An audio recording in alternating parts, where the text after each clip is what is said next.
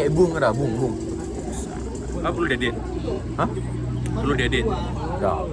Kan dia bilang suruh ngomong-ngomong aja asal-asalan. Ngomong-ngomong kayak ini benar nggak masalah kan? Nggak salah. Nggak masalah kan? Ngobrol-ngobrol kan? Kita bakalan bahas soal perang yang di Iran yang lagi marak terjadi di sosial media. Ya, yang disusukan perang dunia ketiga. Asik. Gil, yang sering kamu baca di HP apa aja Gil? Tentang berita-berita yang kita akan omongin ini. Berita tentang perang Iran yang sedang terjadi sekarang. Ya. Oke, Yang paling sering kamu lihat Gil, apa Gil? Kalau aku Gil, boleh Gil? Duluan Boleh. Gil. Kalau aku habis baca soal perang tentang presiden Iran yang akhir-akhir ini wafat. yang terbunuh. Ya, nggak tahu dibunuh. Itu katanya mereka melancarkan serangan dan langsung serangan ini itu rudal tahap kurang jauh gak wawasan kita masih ini. Ya, Langsung kena ke kediaman petinggi Iran. petinggi Iran, dan di situ bukan cuma petinggi Iran juga, ada pejabat-pejabat Iran tersebut di negara Iran ini yang di situ juga kayak menteri-menterinya ada wafatnya, dan termasuk katanya ada ininya cucu dan keponakannya Nggak selamat? yang nggak selamat. Oh. ikut serta juga dalam wafat tersebut. Berarti di ini Gil, di meledak di rumahnya. Katanya sih meledak, tapi jelas ininya nggak ada juga jelas apa namanya Fakta yang fakta. terbaru. Soalnya kan kalau emang meledak kan pasti ada ini video atau foto yang rumahnya itu, tapi kan yang terlihat jelas viral sekarang kan, tahu nggak yang presiden siapa namanya, Kalamai. Yang di terbunuhnya tuh ilustrasinya dia di tembok-tembok runtuhan. Pernah lihat nggak? Oh, dia kena tembok atau? Iya, ini dia. Gimana ilustrasinya itu, Pak? Soalnya aku kurang baca Gil tentang dia kebunuhan itu gimana Gil. Kurang membaca baru. Cuman yang paling menariknya nih Gil, ternyata sehari setelah si petinggi ini meninggal tuh, berserta cucu-cucunya tuh, istrinya juga ikut meninggal. Oh iya. Ya, bukan karena dibunuh atau apa, mungkin karena dia stres, depresi gara-gara suaminya meninggal. Karena suaminya meninggal. Ya, gara-gara berita itu akhirnya aku baca Gil. Berita yang si petinggi Iran ini tuh meninggal kenapa? Kenapa tuh? Ya gara-gara konflik antar Amerika Israel tuh. Jadi kena efek rudalnya tuh, kena kediamannya si petinggi sama orang-orangnya juga. Ternyata istrinya tuh ada di situ. Dan di sini ada juga di situ. Nah ya, tapi selamat. Cuman mungkin shock gara-gara suasana yang mungkin gemuruh di hari itu. Dari itu. Akhirnya dia stres. Besokannya ditemukan dia meninggal. Dan ini dia gambaran. Seperti ini. Nah, ini tidak tahu nyata atau tidaknya. Berarti emang dia kayak di dalam perang ya berarti ya. Dia kayak ikut perang.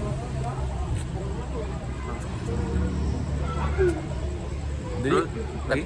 katanya ada isu juga kematiannya itu hanya sebagai pengalihan isu aja. Ya. Ya. Kebanyakan di sosmed bahasnya tentang gini, tetap pengalihan isu aja biar Pengalihan isu. suasana lebih lebih santai. Sebenarnya nggak saling panas satu sama lain. Tapi ternyata jadi sebaliknya ini. Kadang Iya. karena dengan kematian presiden tersebut, kan sekarang nih diganti sama, kalau nggak salah itu kerabat dekat juga lah yang mengganti petinggi sementara. Ditunjuk atau gimana? Ditunjuk ini petinggi sementara, kan selama dia menjabat ini serangan itu bertubi-tubi. Sampai Dubai kena dampaknya. Tahu nggak yang Dubai kena serangan juga? Kena apa ya, rudal itu? Rudal. Jatuh di Dubai. Itu kan pertama kan serpihan yang viral kan serpihan doang tuh. Ya. Serpihan rudal itu sebenarnya rudal yang diluncurkan dari Israel ini diluncurkan ke Iran dan lewat di Dubai. Kebetulan sensor Serangan Dubai ya. sensor serangan dari Dubai ini kan udah canggih lah alatnya, jadi ditepis lah. Oh, nggak kena? Nggak kena, jadi ditepis sama serangan orang itu. Jadi kan meledak di atas nih, serpihan itu jatuh dan mengenai infrastruktur yang ada di Dubai lah, yang viral kemarin itu. Dan karena rudal itu gagal, Iran ini jadi kecewa. Bahkan Iran merasa Dubai berpihak di sebelah Israel dan Amerika. Karena kan kita nggak tahu maksud dia menepis serangan itu kenapa, atau itu karena sensor, atau ada tujuan balik itu juga. Tapi di akhirnya hubungan Iran sama Dubai gimana? Ini sekarang isinya sih tidak baik, karena setelah ditepis itu ternyata Iran bukan cuma ke AS doang dan Israel diluncurkan rudalnya, juga ke Dubai. Termasuk kemarin tuh yang di bandara Dubai tuh yang heboh ada ledakan rudal. Oh, kena. Itu emang diluncurkan. Berarti bahaya kira. Rudal itu nggak tahu arah sampai kena Dubai itu gimana ceritanya tuh? Itu emang diarahkan. Jadi emang sengaja diarahkan ke Dubai nih. Jadi kalau ke Dubai dia nggak langsung ke pangkalan militer. Kalau kayak Amerika kan di pangkalan militer nih. Ya. Dalam pangkalan militer diincar. Nah, kenapa perang sekarang tuh langsung diincar ke pangkalan militer? Jadi otomatis kalau serangan yang misalnya dari rudal nih berhasil kena pangkalan militer, otomatis serangan itu berhasil. Jadi kan senjata banyak mereka kan jadi ini nih, jadi nggak ada lagi lah istilahnya. Tapi bisa aja kemungkinan rudalnya si Iran ini kan bisa kena negara-negara lain kan harusnya kan, karena Dubai aja dia bisa kena. Itu kan itu nggak ditargetin kan harusnya. Kan Dubai bisa kena itu bukan nggak ditargetin. Di dekat daerah Dubai itu ada pangkalan militer rupanya yang punya AS nih, Amerika. Oh, dia targetin ke pangkalan Amerika jadi tuh. kan rudalnya kan melintasi nih Ya. di kawasan negara Dubai lah. Jadi sensor pihak Dubai ini langsung menepis rudal tersebut. Kadang bisa jadi dampak misalnya rudal itu berhasil kena ke pangkalan militer kan dampaknya terkena juga ke Dubai. Tapi ternyata mereka tidak berpikir panjang atau apalah, itu kita kurang paham juga. Berarti sebahaya itu berarti ya. Iran tuh kayak dia nggak mikir kalau warga-warga Dubai kena tuh gimana, dia terlalu egois buat mikir gara-gara ada pangkalan militer Amerika dia langsung nunjurin. Kalau misalnya nggak kena gimana? Nggak kena kan Nggak kena. Tapi kena yang di sekitar Dubai itu karena ditepis itu tadi. Dan malah setelah itu Dubai meluncurkan kembali serangan Iran meluncurkan serangan balasan ke Dubai ini karena ya efek itu tadi, karena ada penepis rudal yang menuju ke pangkalan AS itu. Walaupun kalau kan Dubai terkenal dengan canggihan memproduksi nuklir nomor 1 di dunia itu. Malah ada ternyata kan nuklir di negara-negara lain kan ini dari Iran lah.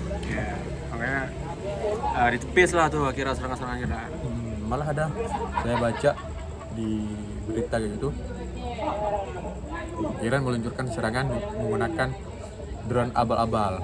Drone abal itu gimana maksudnya? Dia nggak ada target atau dia nggak salah target? Ada target. Jadi dia cuma menggunakan drone nih, drone murahan gitu istilahnya. Yang dimaksud di berita ini drone murahan, tanpa rudal atau nuklir kayak itu, drone murahan. Tapi AS sudah ketar-ketir. Sudah ketar-ketir. Tapi akhirnya kesampaian menyerang pakai drone. Pakai ini sekarang masih pakai drone lah, tipis-tipis masih. Gak langsung serangan yang bertubi-tubi dulu. Tapi kalau bisa sistemnya error gimana kira nanti dia jadi kemana-mana kira dia ditargetin ke Amerika karena dia abal jatuhnya dia kemana-mana kira akhirnya kena dampak negara-negara lain yang memicu kemarahan. Itu tergantung lagi ke yang kendalikan drone ini itu tadi. ya? Tapi hal tersebut minim lah terjadi karena kan teknologi sekarang udah canggih. Maksudnya yang kenapa dikatakan drone abal-abal, soalnya dengan drone aja bisa meledakkan, kayak contoh Flores ini langsung hancur. Jadi dengan drone sekecil itu aja bisa menghancurkan gedung sebanyak itu. Maka dikatakan drone abal-abal. Kalau lagi dengan yang rudal diluncurkan, sehancur apa nanti? Bahaya berarti. Bahayanya. Efek negara lain juga ada kan? Efek negara lain juga ada. Rudalnya kan. Contohnya kayak kita kan katanya di bukan kita punya 20 hari lagi soal BBM. BBM ya, itu karena Selat Hormuz Ditutup lah.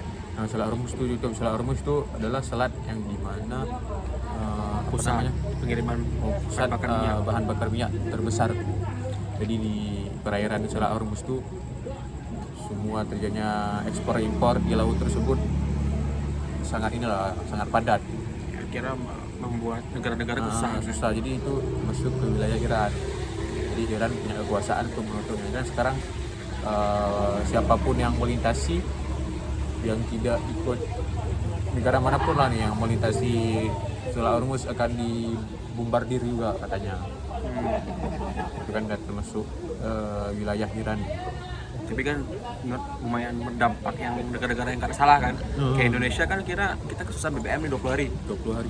Jepang 4 minggu. Kualitas stok BBM kita katanya Pak Halil mengatakan cukup 21 hari lagi. Tapi tetap nggak ada solusi sampai sekarang ya. Jadi dia sudah menyampaikan tersebut, terus dia juga bilang dia mau ngomong lagi sama bagian Pertamina kalau nggak salah mengenai hal tersebut. Mungkin bakalan buka minyak lokal kan. Kita bikin kilang minyak sendiri kan kita nggak tahu. Dan mungkin sekian ngobrol santai. Bahas-bahas tipis-tipis aja. Udah selesai Pak tugas nih Pak. Izin Pak ya. Coba.